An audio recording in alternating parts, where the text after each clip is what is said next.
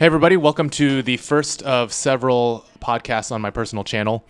In this episode, I interview my Kung Fu instructor, Jose Reyes, and we just talk about, every sort of little thing. First of all, I want to apologize for my audio quality towards the first half of the podcast. There was a button pressed on the audio device that basically made me way softer than Jose. We got it kind of fixed halfway through, but hopefully for our future episodes, this won't be a problem. Also, for people joining us from the Adventure Archives channel, I do want to warn you that this podcast is not going to be as family friendly in terms of like topics, but also in terms of just curse words and stuff as you might be used to on the Adventure Archives channel. So just go in bearing that in mind, and just please keep an open mind as you listen, and hopefully you will enjoy it. In the future, I very well may have more podcasts with Jose, and we might even co-interview like other guests. But it also might just be me interviewing some other people, like friends and stuff like that. Just shooting the shit and talking about various things. So I hope you enjoy that, and thank you so much for listening. Without further ado, here we go. Okay. Do you do that to like what they do in the movie to the same kind of the camera with the mic. Okay. Yeah. And my brother always does that when they're recording. I'm like, what are they? But I kind of figured, is that why they do the? I think it's just so they can like figure out the scenes a lot easier or something. Okay. Yeah. Because I mean, I assume a lot of times they're, especially in the old days, they're running off of one reel of film. God, I can't imagine editing like film. I mean, just a little bit of editing that I have done is like. Yeah. I mean, it's fun, but it's like I'm using a computer only. I'm not actually cutting film. Well, you also use iMovie, which is like the lowest of the low. Isn't that what you use? Or? Yeah, I mean, that's not what my brother is trying to get me to use. Some like Adobe or whatever. Yeah, that's what I use. Okay, what is it? What is their program called? Adobe Premiere. Premiere, okay. But he has an account and I don't. You can share it though, right? Yeah, but it's like my one brother actually does editing stuff. So sometimes he has it on his laptop and he can only have it on 2 or 3 devices at once. Okay. So it's always on his computer at home or something like that. Yeah, my cousin has an account and we always have to like log someone else out when Yeah. get on. Which, I mean, I told my brother, the one that I was doing the 1130 with, I told him that if we kept it up and it became a thing, that I would invest in like purchasing like actual software and actual equipment. But since we're just like, we kind of only did that on a whim for like COVID and just like for something to do. But so even for him, it wasn't like, is he a musician? Yeah, he makes music. It was basically his brainchild. Okay. But I'm the one that ended up doing most of the work. And I actually just talked to him today. He was like, yeah, next time if we do more episodes, I'll put a little more effort in. So I was like, yeah, thank you, because that was your idea in the first place. I mean, it's funny because I had to fish it out of him. It wasn't... Like, fish out the effort? Well, fish out the idea. Oh, okay. But it all came from his head, but... That's interesting. I feel like that's always... the position I want to be in when I do creative stuff is just like coming up with ideas, but having someone else do all the work. So I guess, I don't know, he was you, and I was what you want to hire, but honestly, I'm not that good at any of the editing stuff and just figuring it out, and it was fun though, but. Yeah. I want to get around, like I want to edit more martial arts stuff at some point. Yeah, I saw you in your YouTube, you said you like that, doing that in particular. Well, growing up, my cousin always made like videos of action movies and stuff. Okay. So like, yeah, he went to school for film, but even back in the day, he would film on like VCR tapes and stuff. And like, I don't think he had to like cut anything, but it was like a complicated. Like rewind and get to like the exact point, and I used to do that with cassette tapes. Yeah. For like music? Or? Yeah. I would like record stuff off the radio, and then I had a double tape deck, but I didn't want all the commercials in the. Oh yeah. So I would like take a pencil and like rewind it so like this is the very end of the song, and then the next song would then record like just going back and forth. I was doing like like what you would do on an 8-track recorder, but I was doing it on just 2 single cassettes and just going back and forth and back and forth. It was an intense process. So it would be like a good, I don't know, a few hours of editing for like a 90-minute cassette, and that was just the only part I'm editing is the end and beginning of songs. I'm not like doing anything. I'm not editing music together. Yeah. Dang. Yeah, I was like right on the cusp for editing with like tapes and like physical media, and I'm really glad that I didn't have to deal with that. Well, that's how like when I was doing graphic design stuff, Elaine just showed up with the kids. When I was doing graphic design stuff in school, most of it was on computers, but then we also had to do like some drafting and stuff like that. Just when I was going to school, that was on its way out, but that was still what was taught kind of for graphic design. Oh, I'm sorry. Okay. Yeah, so I feel like it's so unnecessary to do any of that now. Like people learn photography. Oh yeah. They do like backroom stuff. And, on the field, like, right. like even when I was going to school, so I dropped out of school because my cousin, like I was talking to my cousin randomly one day, and he was like, we were just talking about life or whatever, and he was like, "What are you going to school for?" And I told him, he was like, "Well, why don't you just I can get you a job at the firm I work at." Yeah. He was working at a graphic firm. He was working at a pre-press firm, so we're mostly doing like blueprints and stuff and proofs for magazines. We're mostly doing like 2D stuff, magazines and books and what have you.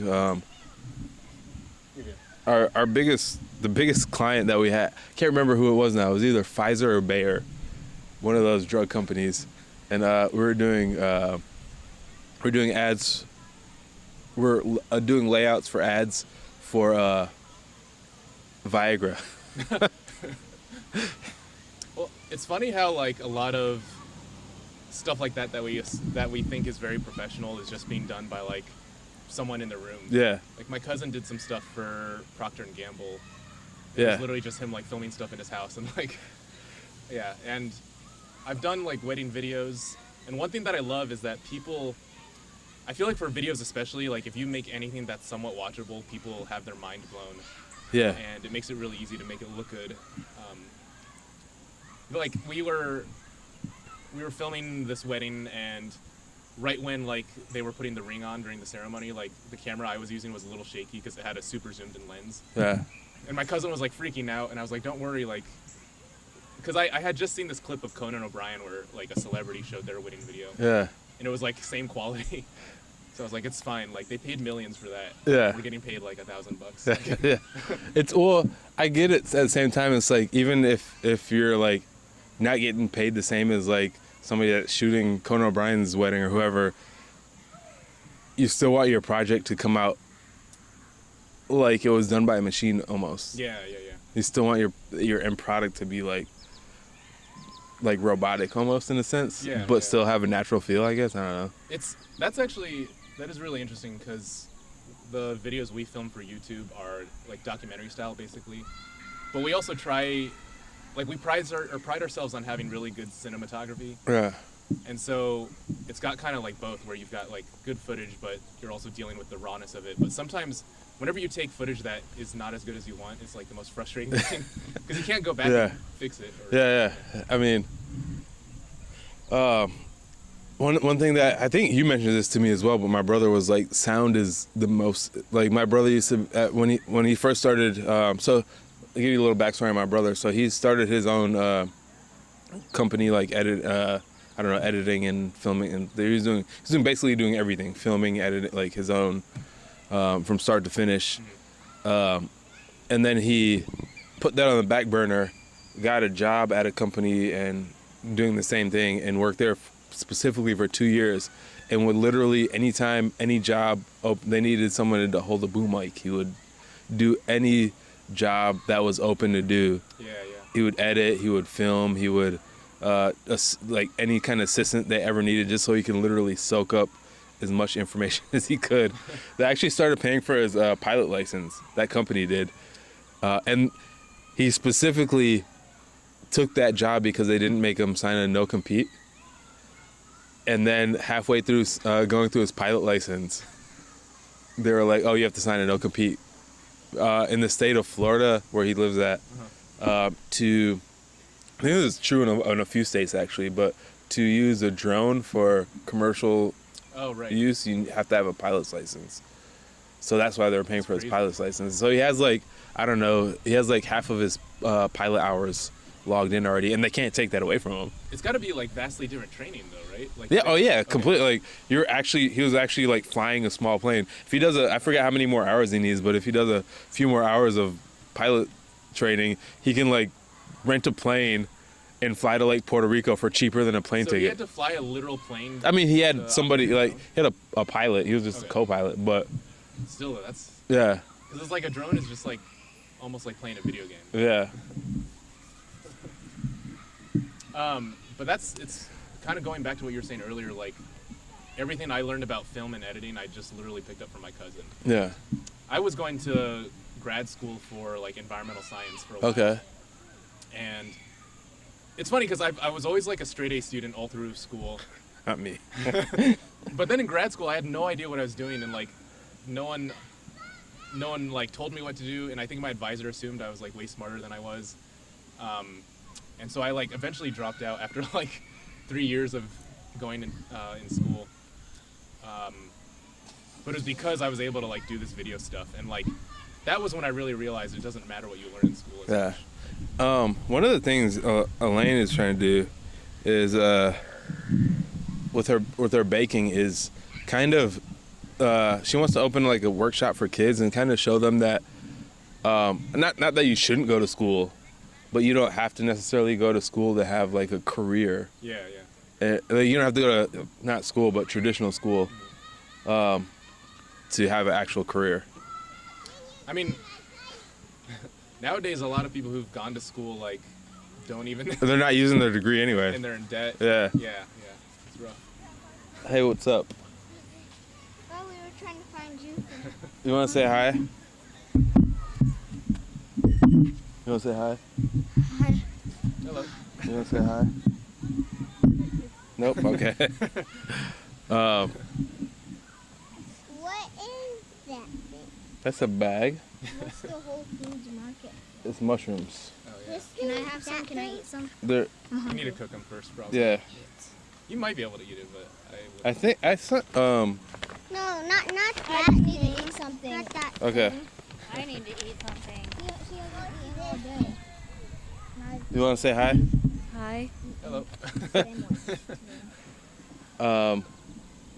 I heard something from Paul Stamets that you should cook every single mushroom. Yeah, A little I've heard bit. that too, for wild mushrooms. Those wires look so What are you thinking about? How long are you guys? 20. Half hour? Half an hour?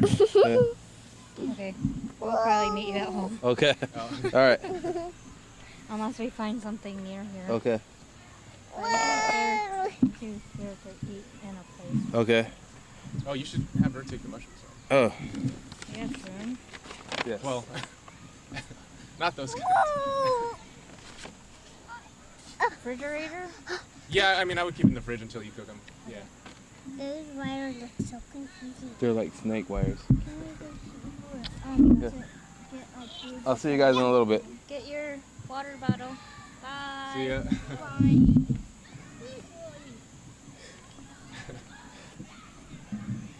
What is that?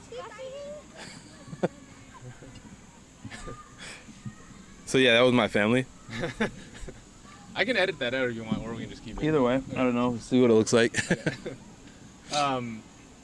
So I guess when you were going through school, were you like, did you ever have a crisis moment when it came to like dropping out of school, or was it pretty? Oh no, I was a horrible student in the first place. Okay.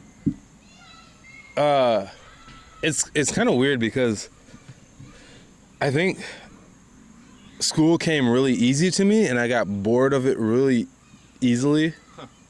So I just like I could not go to a class until test day, and have all like just know like what part of the curriculum they were up to. Like I get the syllabus of the first week or the first couple days, and then just know what they were doing and just kind of like crash study the night before and get like a B or a C on a test and literally not go for the whole semester until the test days. So you could have been a straight A student if you had Asian parents. Yeah, no, I probably would have been if I would have had Asian parents. I was single parent. My mom raised me, and I'm the oldest, so she was dealing with my younger brothers when I was in school. Gotcha. I was actually out of the house by the time I was like 17. Oh, damn. Okay. So I was still like in contact with my mom, but it wasn't like she wasn't over my every step like an Asian parent. But yeah, no, I probably would have been a straight A student if like, and I don't think that would have necessarily made a difference. I mean, I think in the end, since I did drop out of school, I did get a job in the field, and I did it for a few years. I realized pretty quick that like, A, I didn't have a bunch of debt. B, I realized that I don't want to do this when I'm 50 years old. Yeah. And I didn't feel like I was like stuck in that job because I had a bunch of debt. So it gave me a freedom, but then I also didn't, my crisis came after the fact, not in school, but after. I was like, that's what I learned. I don't know what to do. So the moment where you realized you didn't want to do that, you also didn't know what you wanted to do? Is that Yeah, so I became a bike messenger. Oh, okay. So how long was the gap between that and like Kung Fu? Kung Fu in particular. So that was 10 years. Oh, wow. Damn. But I mean, I was taking martial arts Right. throughout the whole time, but Kung Fu in particular was a good 10 years. And it took about, is that Spider-Man?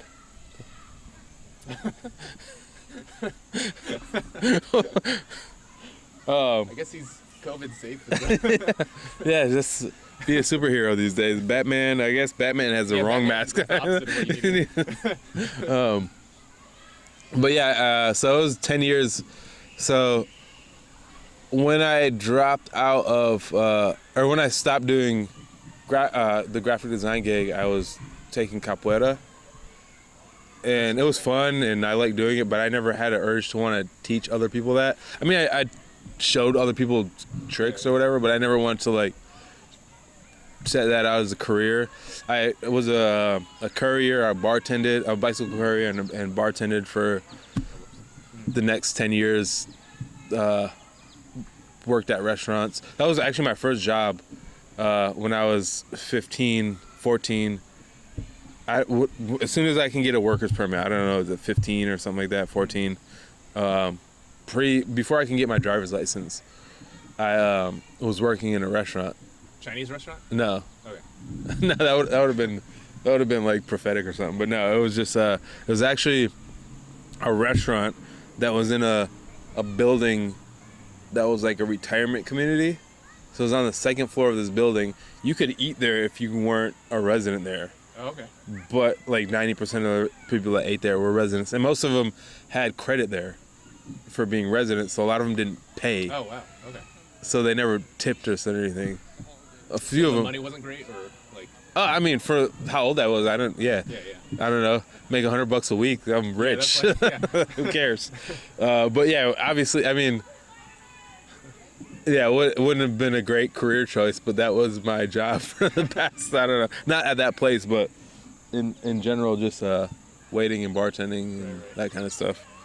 Wait, so what was it about like martial arts, about Wing Chun, that made you decide you wanted to teach, or was it like, was there anything in particular, or was it just like? You know what? I never actually thought about that moment in general, like what made me decide to want to teach. I just remember like. Also, sorry, hold on. I want to make sure this is test. My mic is like super soft for some reason. Test 1 2. Okay. So. Go ahead. I think what happened was I started teaching. We have all beginners in our system of Wing Chun. They start out in a program we call preparation, and Preparation H. yeah. So it's just basically preparation WT. I don't know, but yeah. So it's a prep program, and I started teaching that not too long after I started training. And I was at first I was just I was an assistant to whoever was teaching. Like Sifu Craig would be teaching the class, and I would just help him out with all the prep students. Okay.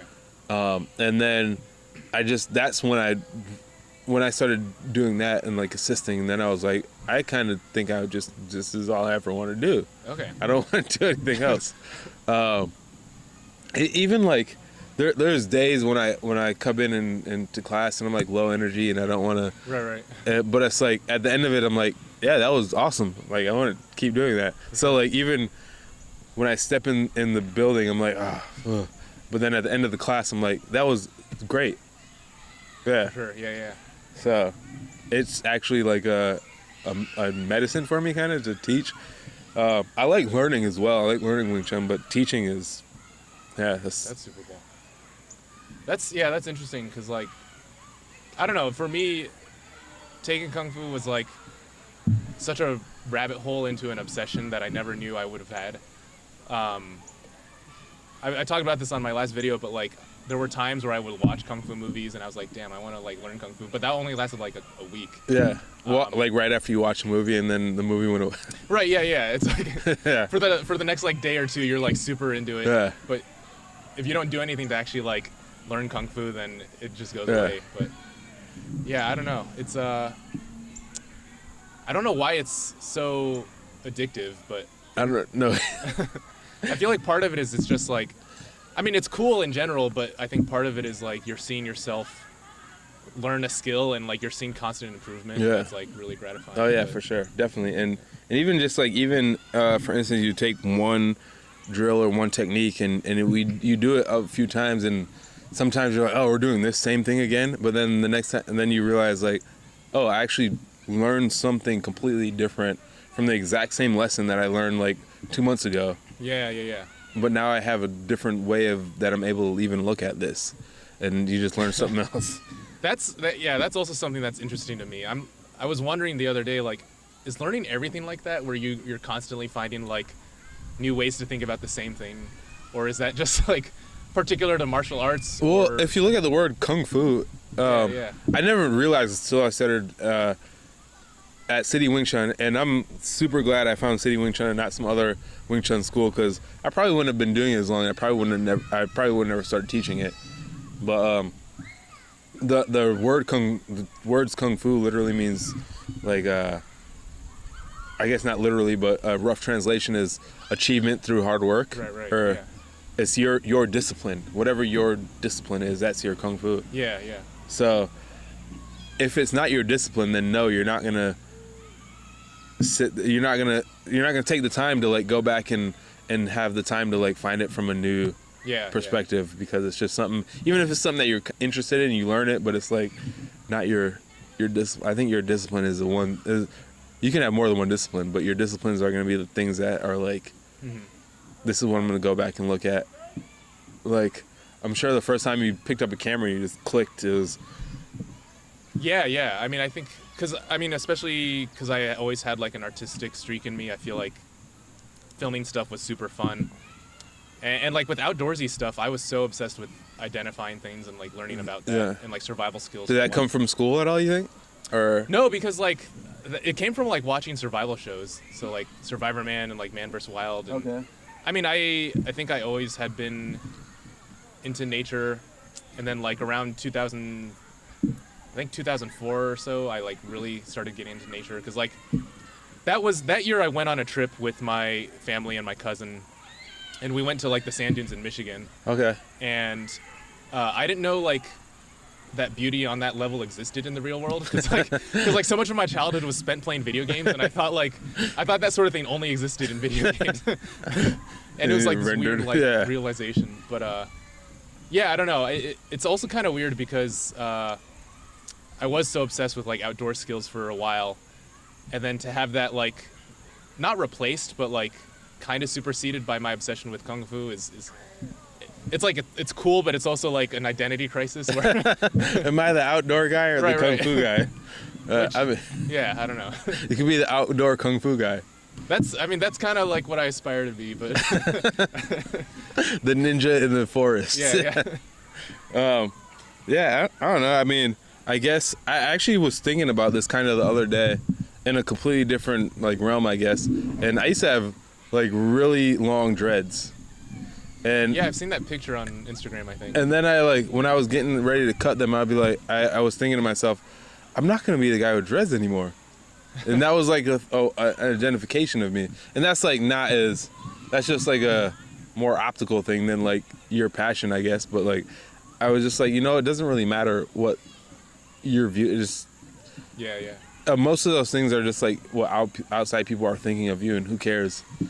That's true. At the end of the day, it's like if you are having a good time, and who says this a lot actually is Sean Madigan from the Dudes of Kung Fu. He's always like, yeah, if you go to some shitty kung fu school or whatever, yeah, that sucks. But if you're having a good time, who cares? Like, it doesn't really matter. That's a good point. Yeah, but if you're going to a great kung fu school and you're having a good time, that's even better. But or like whatever you're doing, if as long as you're having a good time, who cares what anyone else thinks? It's like, and it doesn't matter how that identifies you or like what that is, like, just have a good time and do it. And actually, my same cousin that got me the job at his firm, he used to have this saying that if you're not having fun, it's not worth it.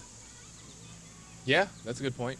I mean, that's sort of the approach I think we've taken with our videos too. Is like we never want to make stuff for other people. We want to make it for ourselves. Yeah. And it's kind of funny because we have a friend who like went to school for media production and stuff like that. and I mean, he's on our videos too, but sometimes he would play the role of like the person who's like the producer, and like he would tell us like, oh, you guys need to like add drama. This was early on in our channel. So you guys should like inject some drama into this. And I was like, no, like that's not what this is about. We're not trying to be like another Discovery Channel like knockoff. It's funny, Elaine got approached to do a bakery that she was working with back in Brooklyn was going to be on some, I don't know, food channel or something like that.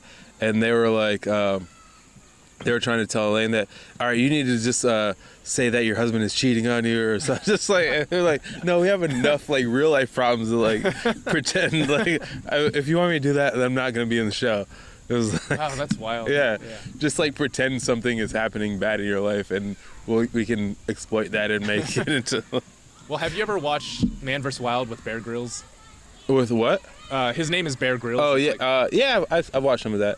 I didn't realize that was his name, Bear Man. Yeah, Bear Grill. Well, Bear Grill. he gets a lot of flack because like apparently so much of that show is just fake, and he's just like staying at hotels. And, yeah. Is that this show's been out for quite a while? Yeah. Yeah. Is that the one where he'll just be like in the tundra for like a month or whatever, but he's really only there for the shot? Yeah, and he drinks his own pee a lot and like okay. Which is not even like what you're supposed to do. Yeah. Well, what would you? I mean, well, I think I remember an episode where he's like in the middle of like northern Alaska in the middle of winter, and like he had to like drink his own pee. Or, I don't know, maybe making that up. It was like, wouldn't you just melt snow or eat snow or something? Yeah. So what you actually do is like, if there's snow, you want to make sure first it doesn't have any like discoloration. Yeah. Because sometimes that can be like bacteria. Okay. But a lot of people suggest you melt it first. Yeah. Just because like if you eat it, it'll be too cold and like shock your yeah. But yeah, definitely would not drink your own pee. I mean, what scenario would you drink your own pee? I don't think there is a scenario where you would actually like. I mean, if you're the cast of Jackass, I guess. I don't. Well, that's also like I think there's like a niche part of like Chinese medicine where you're supposed to drink pee or something. Okay. But yeah, I'm not following that part. I don't know. Yeah. That's the thing right now. They're like, since COVID, like a lot of the Chinese, like, not even like the actual Chinese, but more like the to show that you have wealth kind of Chinese medicine is like it's taking a hit because I don't like some of like the eating crushed bones and whatever. I don't know, but some of that stuff is taking a hit because of COVID. I heard that on the radio the other day. I don't know exactly how that correlates, but like, yeah, I wonder if it's health concerns or people just like, I don't know. I've definitely seen some weird stuff in China. Like I went to Beijing one time and I stayed with a friend that I met in like biology class, like one of the international students. And his family was definitely connected to like the banks and the government, so they were like really well to do. They're doing all right. And he had this huge jar of like alcohol with all these different herbs in it, and he poured it into like it was literally like wine glass shaped glass, but it was like this tall. And I thought you were supposed to like do it like a shot, but he was like, no, just sip on it really slowly. But there was another time I went to a town called Pujiang, which is where like all the people on my grandma's side are from. Yeah. It's like everyone in that village has the same like last name. And So it's like the Kentucky of. I don't know if it's because of like inbreeding, but but one of our like distant relatives that we share like a great grandparent with, he had this jar of like alcohol filled to the brim like with really hard alcohol. Yeah. But then like a third of it was filled with like bees. I think you were actually telling me about this before. Yeah. And he said he like caught them himself from the mountain or something. And it was like weirdly pungent, but well, we actually in our closet right now we have this. It's like filled with, I don't know, bark and twigs. It's from Elaine's mom. I don't know what it is though. I haven't drank it yet. Did she buy it or did she like find all that? No, I'm pretty sure she like a friend of hers like gave it to her or something, and like I'm pretty sure she didn't make it herself, but but there's also a drink in Dominican Republic called Mama Juana, and that's basically what it is. Like all these different branches and twigs and stuff, and some hard liquor, and it gets you like. And Mama Juana is named after is a witch doctor, and her name was like Juana. Oh, that's cool. Okay. Mama Juana, and she's either like some people think like she's actually based off of like some slave or something, or some people say it's just like a myth of like some like dead, like all the correlation of all these like dead. And Dominican Republic has a lot of like West African religion mixed into like the native religion and is there Catholicism. Like voodoo stuff? Like in Dominican, I can't remember what it's called right now, but it's something else. And then in like Cuba, it's Santeria, but it's essentially like the same concept of voodoo, and it all comes from like West African religion and like Benin and a lot of like I forgot what other West African countries and tribes, but it's all like in Cuba in specific, they use the West African gods and they replace them with the name of Catholic saints. Oh, interesting. So the saints will have the same attributes as the West African gods. Interesting. So that way they can still practice their religion, but still be practicing Catholicism. But so do you think that's like genuine, or is it just literally a disguise, or is it like a genuine like blending of the religions? I mean, I think it's more of a disguise. Some of it is a little bit of blending, but most of it is definitely just a disguise. Sorry, I keep adjusting this mic because like mine is not picking up as much, but no, but stuff like traditional medicine is super interesting to me. I think some of it gets lost though. Like yeah. It gets lost for two reasons. I think people are just trying to make a quick buck. They're like, what do they call those, snake oil salesmen? Yeah. So you got a bunch of those, and that'll just dilute the idea of. I mean, it's like kung fu, right? Like, yeah, no, for sure. Yeah. Like anything mystic and from like non-Western countries is gonna have that same effect. Yeah, get diluted and like just make a quick buck and.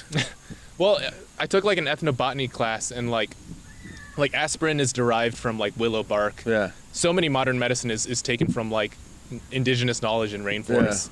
Yeah.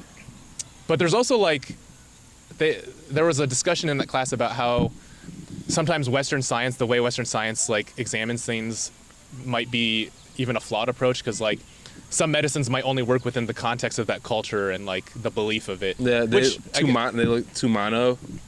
Yeah, it's like they try to isolate one single like compound when it might be like a variety of factors. And I mean, maybe it's placebo, but like if placebo does work, that's still like really yeah. I mean, even if you just look at the ayahuasca. Yeah. Just that in general, like if you take DMT, your body is gonna reject it. That's why they say it only lasts like 20 minutes or something, right? Or I don't even know how long, but then ayahuasca, they'll take whatever the protein is in your body that'll expel whatever is the DMT. The other half of ayahuasca will block that protein.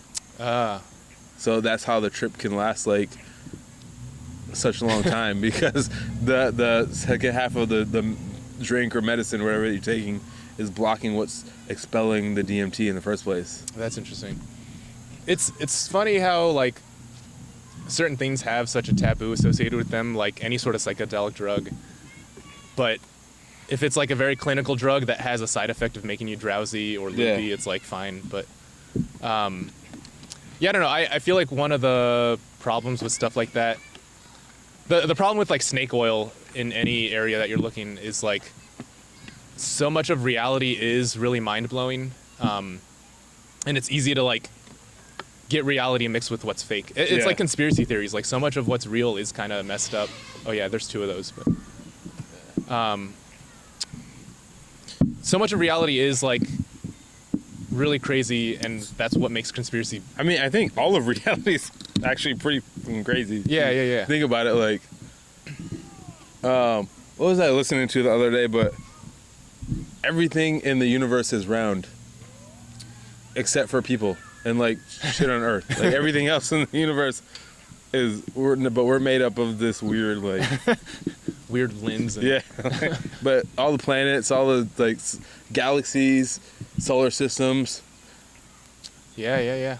But we're not. When thinking about the scale of the universe is crazy too. Like, and I guess if you look at atoms, those are round too. Yeah. Or maybe I don't know. Yeah, I mean, who knows? I don't know. Yeah. This is actually pretty good. Yeah, it's really sweet, but it's Tea beer.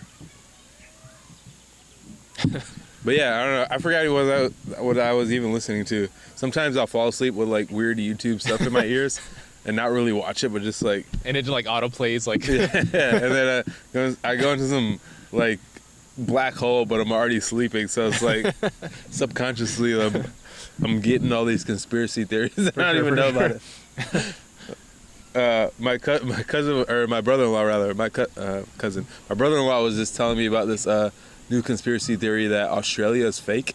Oh right. It's like it's not a real place, and all the people from Australia are actors. I was recently, I joined this like Facebook group where everyone posts like pictures of like mesas and stuff, and they think they're giant trees from like an ancient time.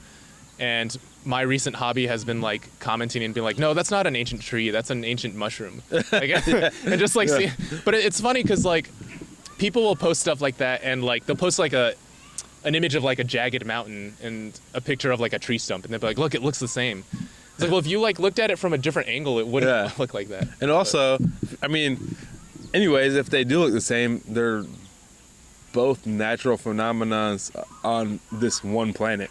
Yeah. It's like, it doesn't have to be that fake thing for it to be amazing. Like, I don't know. It's like, there's so much crazy, wondrous stuff in the universe without any of it. I mean, but even beyond that, if you look at like, okay, a tree stump and a mountain look the same.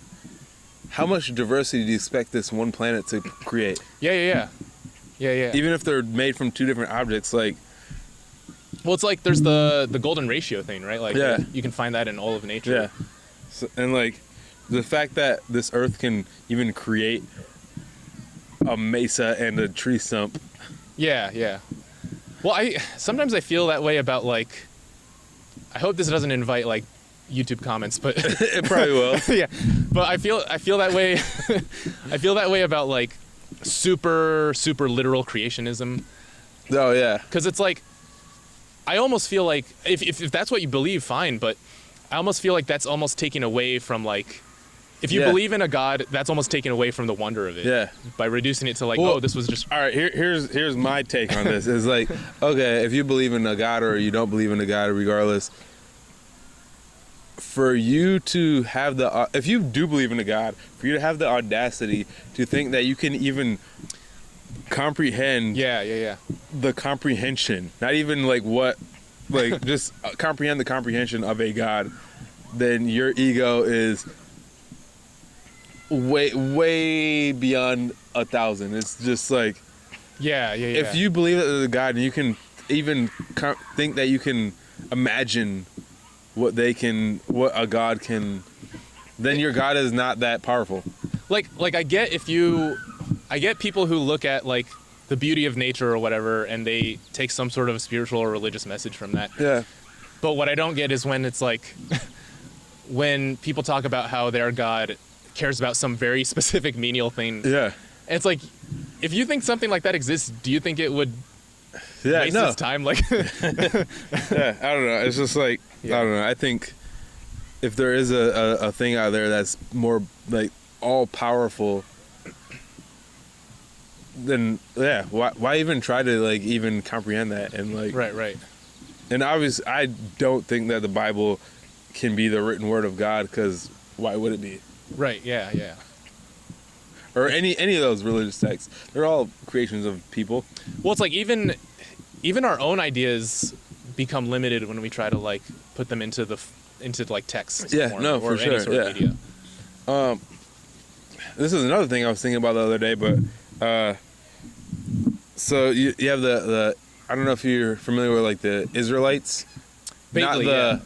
Like the Black Israelites? Yeah, or- Black Israelites. Yeah. And they're always like, and read. And the word says in the read. Is that like what RZA got into? Like No, he got into something called 5% Nation, which is right, okay. based off of Islam. Okay. It's based off the Nation of Islam in specific. But then there's a subsect. Like Malcolm X and stuff. Yeah. But then there's a subsect of that became the 5% Nation. Okay. And that was, that's what RZA got into. Okay. But kind of similar, but what they actually believe is that man is God. You know, that's similar to some stuff I've heard from like Alan Watts. Yeah, I don't know if yeah. he was talking about like Buddhism or Well, Taoism or anything specific. Yeah, he but- talks about like Alan Watts talks about like the Vedas and all like that stuff, and like Yeah. how this is all a game and this is all art. We're playing the game, and sometimes we get so deep in it that we forget that we're actually playing the game. And it's like kind of like a video game. If you're like sitting there playing it for 20 hours and you're in the dark in your basement, you're just like, and then you forget that you're actually playing. You think that you're that character when you're really this person out here playing it. Yeah. But what the Israelites believe is, in the beginning, there was a word, but they always talking about read the text. And I didn't say anything to them because I didn't feel like, but I was thinking, what is a word? A word is sound. A word is a vibration. In the beginning, there was just the hum. Oh, yeah. That's what I think that, I mean, even if that wasn't that's what I take out of that. In the beginning, there was a sound. It's interesting to think about like Not like a written yeah, but word. just like vibrations. Yeah. Yeah. I've heard that like the Garden of Eden is like a metaphor for the evolution of like human civilization, because it's like so much of, at least my understanding of anthropology is that like we started out as these hunter-gathering people, Yeah. largely peaceful and egalitarian societies, but then like as we transitioned to agricultural societies, like you saw all this inequality and like violence and stuff. And I've heard that the Garden of Eden is like a metaphor for that. I don't know where that would have come from, but like I wonder. How there much was what was this Sex at Dawn? Have you ever read that? Yeah. Yeah. Well, You have to? yeah. Okay. The author is I forgot his name right now. Chris. I was actually literally just listening to his podcast on the way here. Okay, Chris I was Ryan. listening to his podcast. I forgot whose podcast I was listening to. He's on Rogan sometimes. Like I heard him on Rogan, but then I heard him on someone else's podcast as well. Duncan Trussell. Probably. Okay. Or no, maybe not Duncan Trussell. Maybe, I don't forget. This was actually when I was building out Western Lotus, the space. okay. I was like, I started to do most of the time listening to podcasts. Okay. So it could have been. It might have also cycled through a bunch of podcasts. Sometimes I'll listen to podcasts on podcasts, and sometimes I'll listen to them on YouTube. So I'll just like kind of cycle through whatever is similar to that. But regardless, I think he took back some of the stuff that he wrote, and he was like, Oh, really? I don't remember exactly what, but he was like, yeah, I know some of it's like, some of his theories that he came out with. I can't remember exactly what he took back, but it's like, It's but very, he needed like- to put it out there. Yeah. It's a really like poppy, light read. Like it's an Yeah, easy, no, it's a good and I actually enjoy that. Honestly, like totally, yeah. one of my favorite books that who got a lot of shit from like the literary world was the Dan Brown novels. Oh yeah. But yeah. they're like really good reads. So like, He's the Angels and Demons. yeah, guy, Angel right? Yeah, Demons, the movies with Da Vinci Code. Da Vinci Yeah. Code, and there's a few more. I was enthralled Dante's with Inferno. those. Yeah, I think so. Okay. I was so into those as a kid. Yeah. But those books, they're good reads, and they're not like literary masterpieces, but or maybe they are, but the way they're written very juvenile, or like a not juvenile context. Maybe in 400 years they'll be literary masterpieces. Yeah, no, well, I like, think they're amazing because they're not written so Shakespearean.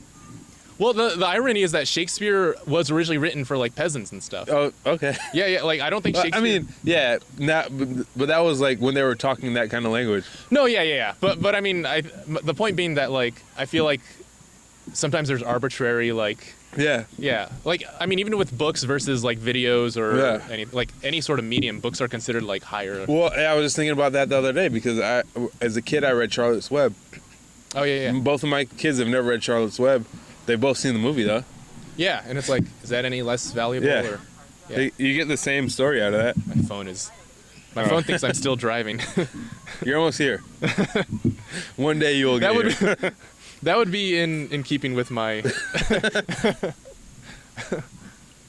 No, but yeah, I don't know. I think if the lessons are the same, who cares how you take the information? And also, you can take in more information quicker through the different. So now it just matters what kind of media you're taking in. Yeah. That's the real issue. Like, well, also there's like different kinds of learners, and like I feel like I have always been a visual learner, no, or for like sure.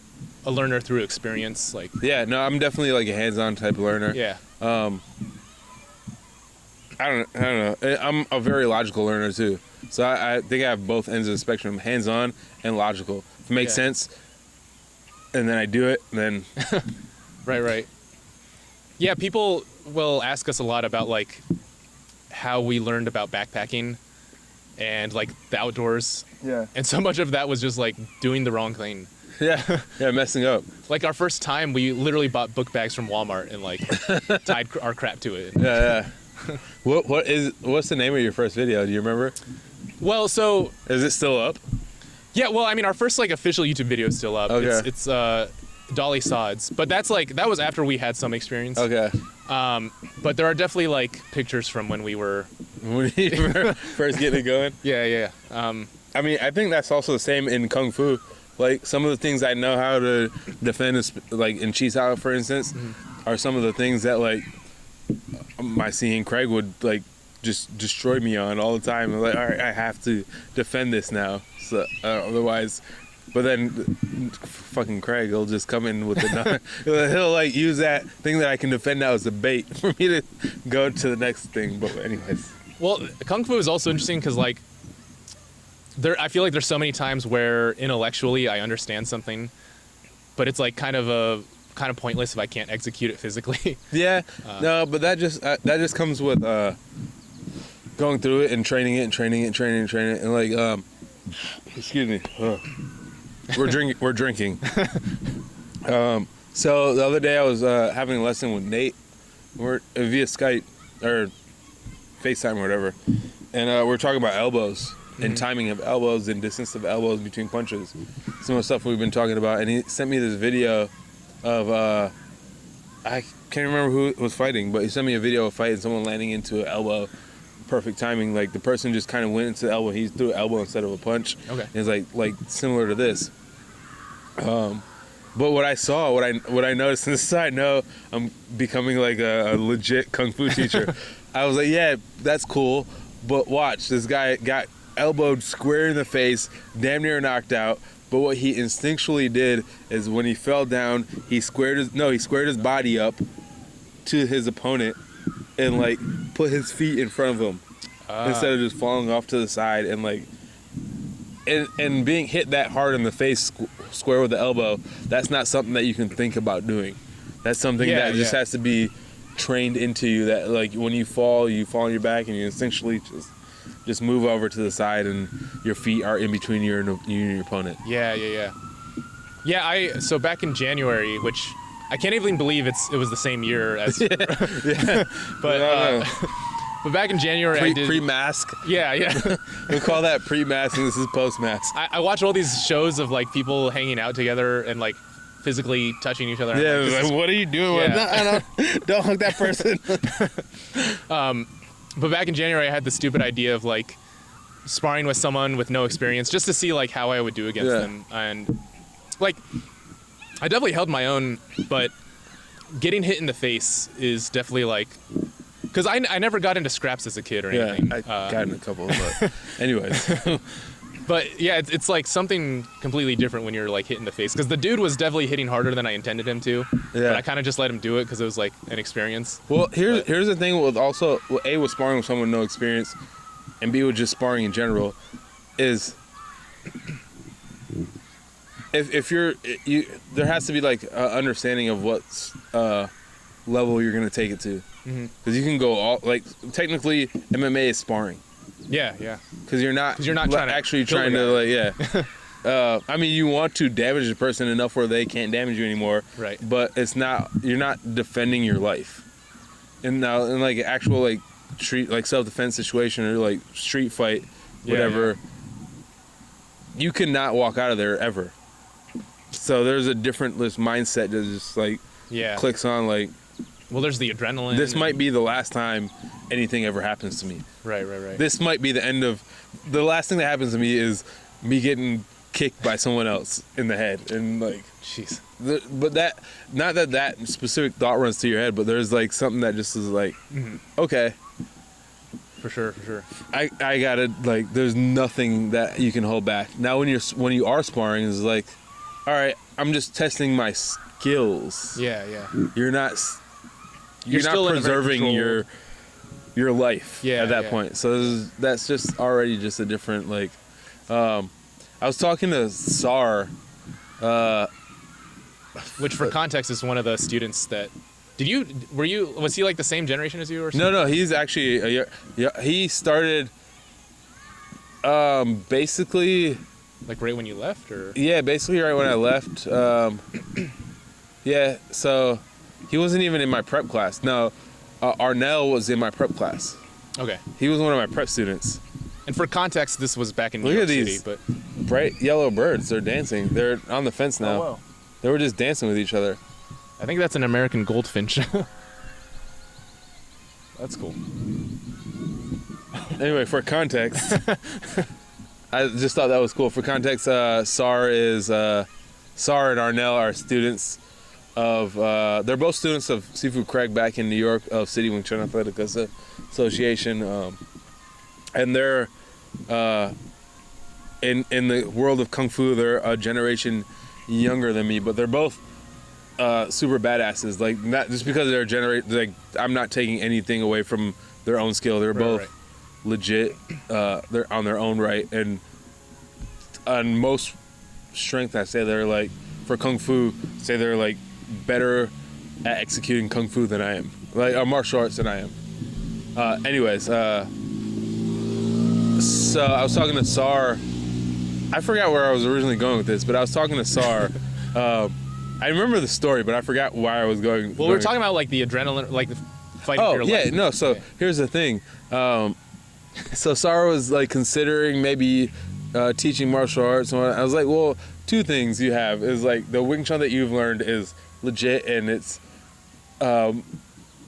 so you know more Wing Chun than 99.9% of the world's population. Just period. Just like without even doesn't matter where you learn Wing Chun, you know more Wing Chun than 99.9% of the population. Right. Period. Not that it's not a hugely popular thing to do in the things to do of the world.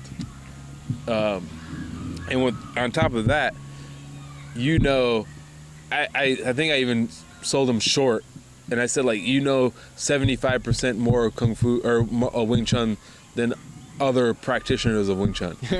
That's probably more or less accurate. I think I sold him short a little bit even. Yeah. I think he a higher percent even. Yeah. But not only that, is even knowing Wing Chun and the fact that he has actually been into a fight in his life.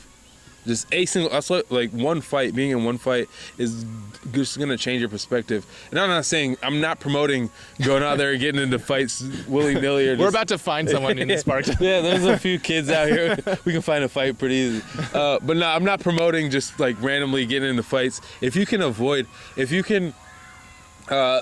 Who told me? Oh yeah. So somebody I work with said that they've never hit someone and never been hit, and they were like asking me about martial arts advice. Like, well, you've won basically. Like, you're where you need to be. You don't ever want to hit in the face, and you never want to have to hit anyone in the face. Yeah, yeah. If you can do that your whole life, you're winning. But when you're talking about actual like physical combat, just being in that fight, it'll change your perspective and change the way you think about getting hit. So it sucks. Is any of that from personal experience that you can Yeah, no, I've gotten into a few scraps younger. Up into my, I think the last fight I can say I actually got into, oddly enough, was the day I was signed up to do my first intro. Oh, really? And yeah, and then I was City Wing Chun, but then I called in that morning and rescheduled because someone asked me to cover their shift at a bar, and at that bar that night I got into a fight, and then I took my intro like a couple days later. Wow. So that was the last fight I got into, like physical confrontation, and kind of what I kind of ended up doing was kind of like a swing defense. I mean, in my brain now it looks way cleaner. Like I know what I think I would have done, but it was probably like way just like kind of spazzy. But I kind of did like a swing defense using a fuksao kind of. But yeah, just like cover, to send my hand out and went towards them. I didn't go away from them. I went towards them, and the only reason I did go towards them is I was bartending, and somebody came in the bar. This was in Brooklyn, and somebody came in the bar and said they're fighting outside. I was like, I don't care, they're not in here. And then somebody else came in and said Victor's outside getting jumped, and Victor's a great friend of mine. Yeah. He's a super cool dude. He's like one of the most peaceful dudes in the world, and I was like, how is he getting jumped? Why are they jumping him? And so I run outside and there's two guys over him that I notice. And then I start running towards that, and then there's another guy coming from the side, and he comes at me, and then I was like, no, I'm trying to break this up. And then one of the guys has like a broke off pool cue or something like that. Damn. Okay. And he swings it at me, and I kind of like stuff him. And then the other guy that told me he wasn't trying to do anything starts hitting my friend, and I was like, oh, what? Wait, so how did it end then? Like, well, for me, how it ended is there's like a 6'5" bouncer, is like 200 and something pounds, and he grabs me and starts pulling me away and says, "Are you okay? Did they hit you?" And I say no, so he puts me back down, and I run back, and he grabs me again. It's like, no, you need to go back inside. I ended up getting fired from that bar, but whatever, who cares? I got for that reason, or no? Well, I got fired for leaving the bar unattended. Wait, like literally because of that? Really? Yeah. Wow. Yeah, but whatever. I'll get fired from any bar for defending friends. Yeah. It's not a big deal to me. Like, For sure. but yeah, that's why I got fired. So did that also feel like a fight for your life, or was it not to that level? Or? Well, it didn't, because my participation in it was so short, because the bouncer like grabbed me up. Like, literally, like I did that one thing, I got the one guy off, and the other guy that came, and I like kind of just pulled him off, and then it was my friend Victor against one kind of dude, and the bouncer pulled me off, and then I was like, and then I told him, all right, if you're not gonna let me fight, then you have to go save my friend Victor, because he's like one of my best friends. Damn. Yeah, so. And this dude was like 6 foot 100, and like this is a big dude. This is a big Puerto Rican dude. Yeah, it's like at that point you can probably win most fights. Yeah. I mean, there's not much, and he also did train jiu-jitsu. Oh, really? Oh, okay. Yeah, so. Yeah. So he could definitely. Yeah, he can hold his own. Yeah. And I'm sure he's like, and at that point I think it was only like a white belt or something, or maybe a blue belt, but even a 6 foot something, 200 pound jiu-jitsu trainer is going to be able to like hold his own. I'm sure he's getting smacked around by like blue belts or I don't know the order is white, blue, and then red. Like, I think in jiu-jitsu it's just like purple, brown, black. Purple, brown, black. Okay. Karate I think has more, but yeah. So my Sifu can give you the exact answer to this, but the reason that there is a belt system in karate is some guy in New York. Really? Yeah. Oh wow. So a Japanese guy, and he couldn't keep American students because there was white belts and instructors, which were black belts. And it was just like, when am I gonna get the black belt? Yeah. Yeah. So he created a belt system. Interesting. I didn't know that. Yeah. I've heard that even karate is like a modern invention, like not in the sense like obviously people were practicing martial arts. Yeah. But I've heard that like it wasn't called karate until like I think there was like a ambassador of Japan visiting Okinawa. Yeah. And the original like term for karate was actually something that translated into like Chinese fist or something. Okay. But they were like, this would look bad to the Japanese, like, because you know there's a Yeah. lot of tensions between those two. Yeah. countries. Well, supposedly like Okinawan karate and Wing Chun came from like the same. Like White Crane, right? Yeah. Yeah. That's super interesting. Same roots, just completely different expression. That would be super cool, is to explore a lot of that. Like, Yeah, I would. That was something I would be totally into, like Yeah. exploring and like looking more into. Yeah, totally. Huh. I don't know how much time you have, but I mean, I don't know, however much time you have. well, I guess one question I had was like, because like, yeah, part of self-defense is just like, if you can avoid a fight all your life, then you've already made it. But I feel like also a lot of people go into it with this sort of like ego-driven idea of like, I want to be a tough guy. I want to like be able to do what I haven't been able to do. Do you think so? I don't know. Maybe it's just me. I think like most people that come into my door are like, oh, I'm not that dude. I want to become that dude. Yeah, no, I think that's kind of what I mean. Like, Okay. that's what they want to become. But I feel like that's still like, Well, or even more so, like I've been bullied, or like I Yeah, just want to not be bullied, and just like not necessarily like I want to be like a necessarily a badass, but I just want to like be enough to like not be looked at as like a schmuck. for sure. I feel like that's more the case. I don't feel like most people that, I mean, yeah, there's gonna be a lot of people that are like, all right, I'm gonna use this and become like Yeah.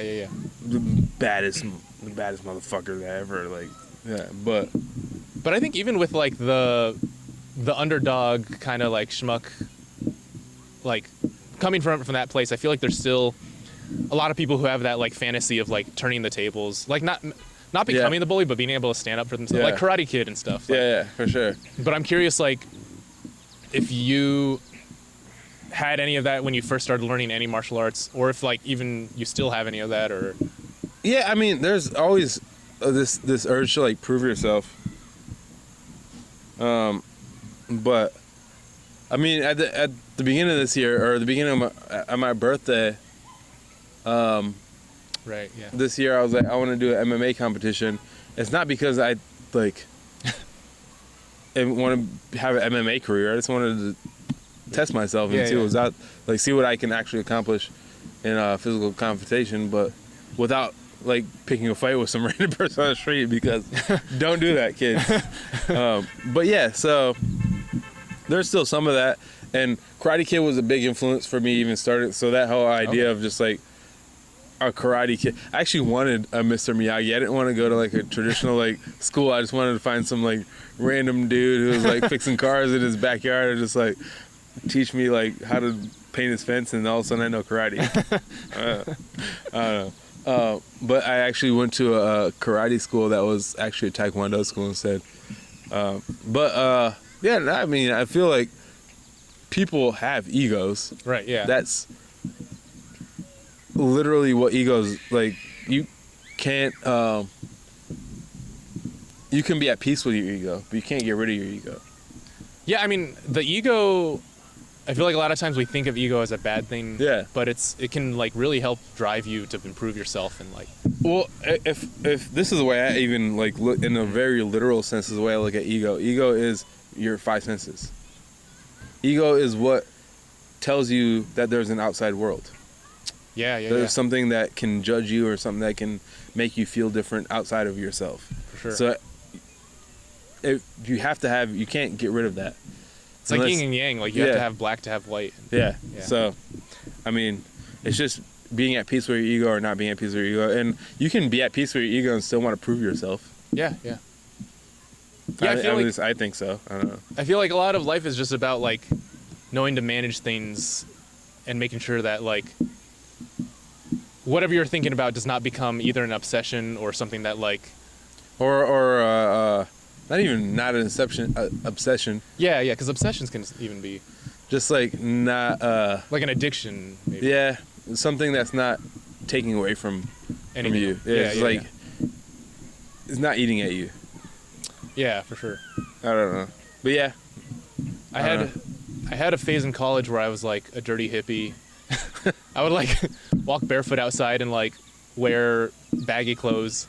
But it was like, it's funny because I was trying to like cast off any like vanity or whatever. Yeah.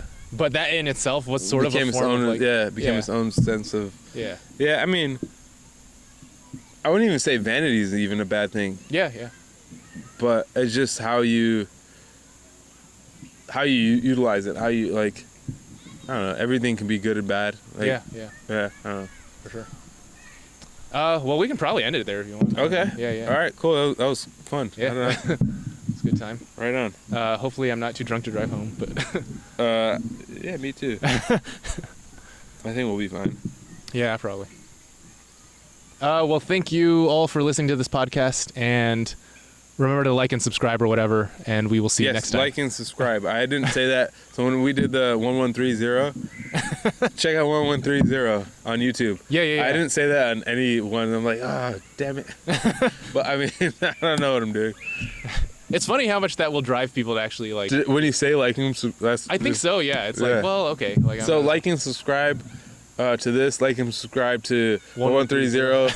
Like and subscribe Adventure Archives. What is this going on? This is just gonna be on my personal channel. Okay, so like and subscribe this one too.